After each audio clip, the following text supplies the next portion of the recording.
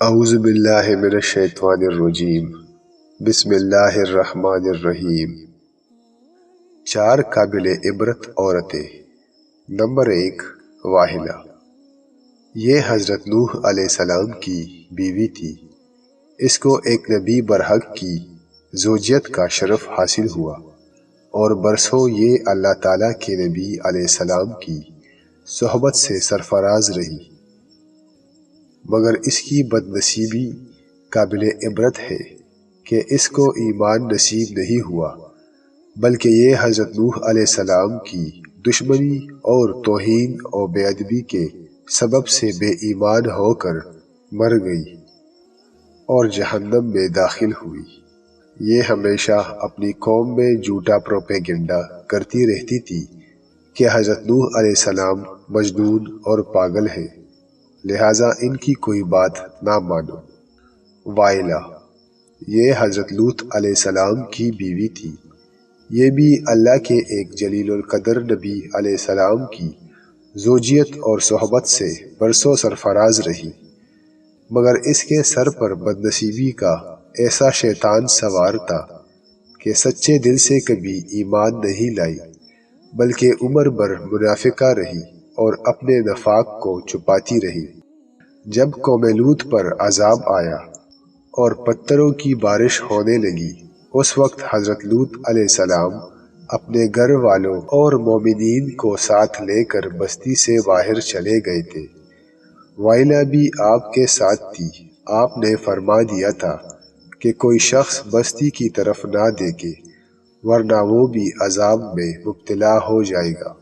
چنانچہ آپ کے ساتھ والوں میں سے کسی نے بھی بستی کی طرف نہیں دیکھا اور سب عذاب سے محفوظ رہے، لیکن وائلہ چونکہ منافق تھی، اس نے حضرت لوط علیہ السلام کے فرمان کو ٹکرا کر بستی کی طرف دیکھ لیا اور شہر کو الٹ پلٹ ہوتے دیکھ کر چلانے لگی کہ یا قوماہ، ہائے رے میری قوم۔ یہ زبان سے نکلتے ہی ناگہاں عذاب کا ایک پتھر اس کو بھی لگا اور یہ بھی ہلاک ہو کر جہنم رسید ہو گئی۔ آسیہ بنت مزاحم رضی اللہ تعالی عنہا یہ فرعون کی بیوی ہے۔ فرعون تو حضرت موسیٰ علیہ السلام کا بدترین دشمن تھا، لیکن حضرت آسیہ رضی اللہ تعالی عنہا نے جب جادوگروں کو حضرت موسیٰ علیہ السلام کے مقابلے میں مغلوب ہوتے دیکھ لیا تو فوراً ان کے دل میں ایمان کا نور چمک اٹھا اور وہ ایمان لے آئی۔ جب فرعون کو خبر ہوئی تو اس ظالم نے ان پر بڑے بڑے عذاب کیے، بہت زیادہ زد و کوب کے بعد چومیخا کر دیا، یعنی 4 کونٹیاں گاڑ کر حضرت آسیہ رضی اللہ تعالی عنہا کے چاروں ہاتھوں پیروں میں لوہے کی میخیں ٹونک کر چاروں کونٹوں میں اس طرح جکڑ دیا کہ وہ ہل بھی نہیں سکتی تھی، اور بھاری پتھر سینے پر رکھ کر دھوپ کی تپش میں ڈال دیا اور دانا پانی بند کر دیا۔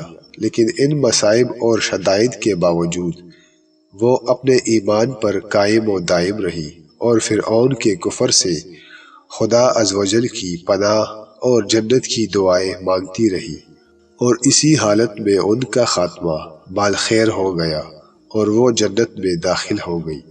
اور ابن کیسان کا قول ہے کہ وہ زندہ ہی اٹھا کر جنت میں پہنچا دی گئی۔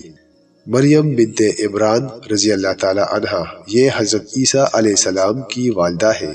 چونکہ حضرت عیسیٰ علیہ السلام ان کے شکم سے بغیر باپ کے پیدا ہوئے، اس لیے ان کی قوم نے طعن اور بدگوئیوں سے ان کو بڑی بڑی ایذائیں پہنچائی، مگر یہ صابر رہ کر اتنے بڑے بڑے مراتب اور درجات سے سرفراز ہوئی کہ اللہ تعالیٰ نے قرآن مجید میں ان کی مدح و ثنا کا بار بار خطبہ ارشاد فرمایا۔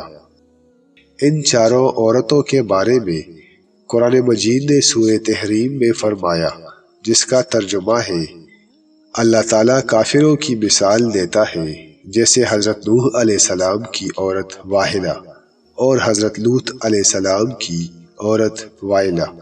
یہ دونوں ہمارے دو مکرم بندوں کے نکاح میں تھی، پھر ان دونوں نے ان دونوں سے دغا کیا، تو وہ دونوں پیغمبران ان دونوں عورتوں کے کچھ کام نہ آئے، اور ان دونوں عورتوں کے بارے میں اللہ کا یہ فرمان ہو گیا کہ تم دونوں جہنمی عورتوں کے ساتھ جہنم میں داخل ہو جاؤ۔